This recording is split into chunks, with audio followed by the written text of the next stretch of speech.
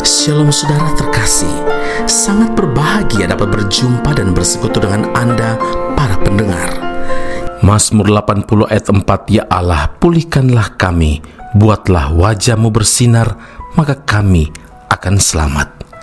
Saudara yang terkasih, saat menulis mazmur ini, pemazmur sedang mengalami penderitaan dan tekanan hidup yang berat dan sangat mengharapkan pemulihan dari Tuhan. Tindakan pemazmur datang kepada Tuhan adalah tindakan yang tepat. Betapa banyak orang ketika mengalami penderitaan, mengalami tekanan hidup, lari cari pertolongan kepada dunia, dan bahkan tidak sedikit yang terlibat dengan kuasa-kuasa gelap. Bukannya pemulihan yang diperoleh, tapi keadaan mereka malah semakin terpuruk dan hancur. Itulah sebabnya firman Tuhan selalu memperingatkan kita untuk hidup mengandalkan Tuhan, hidup berharap hanya kepada Tuhan. Pemulihan di segala aspek kehidupan akan kita alami apabila kita mau datang kepada Tuhan dan mengundang Tuhan hadir di dalam kehidupan kita. Saudaraku, di mana Tuhan hadir, di situ pasti terjadi manifestasi kuasa, ada pemulihan, ada perubahan, ada kelepasan, ada kemenangan, ada pertolongan Tuhan dan juga mujizatnya. Contohnya, ketika tabut Tuhan berada di rumah Obed-Edom selama 3 bulan, terjadilah pemulihan secara luar biasa. Tuhan memberkati Obed-Edom dan seisi rumahnya. 2 Samuel 6 ayat 11 dan 12. Saudaraku, tabut Tuhan adalah lambang kehadiran Tuhan. Saat Obed-Edom menghormati hadirat Tuhan dan menempatkan Tuhan sebagai yang terutama di dalam hidupnya, semua Tuhan tambahkan. Seketika itu kehidupan Obed-Edom sekeluarga menjadi buah bibir di seluruh negeri. Dengan kata lain, mereka menjadi kesaksian. Bahkan berita tentang keluarga ini sampai ke telinga Raja Daud.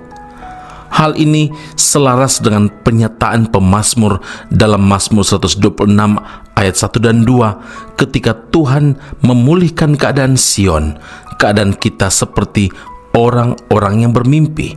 Pada waktu itu, mulut kita penuh dengan tertawa dan lidah kita dengan sorak-sorai.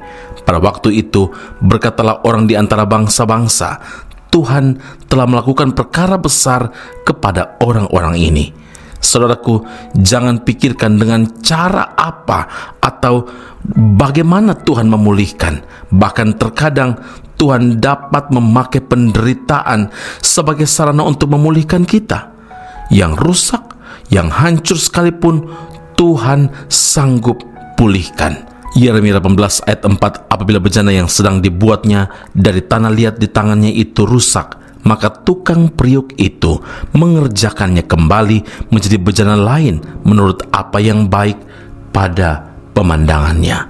Karena itu ingatlah saudara, rindukanlah hadirat Tuhan selalu di dalam hidup kita. Maka percayalah, kehidupan kita pasti dipulihkan oleh Tuhan. Amin. Mari kita berdoa. Bapa di surga, terima kasih Tuhan, kehadiran Tuhan mendatangkan pemulihan bagi kehidupan kami di segala aspek hidup ini. Kami perlu kehadiran-Mu. Kami selalu mengutamakan dan ingin memprioritaskan kehadiran Tuhan di atas segala-galanya. Karena kami tahu Tuhan, ketika kami menomorsatukan Tuhan, ketika kami memprioritaskan Tuhan, maka Engkau mengerjakan segala sesuatu, bahkan apa yang tidak sanggup kami kerjakan, Engkaulah Tuhan yang bertindak bagi kami.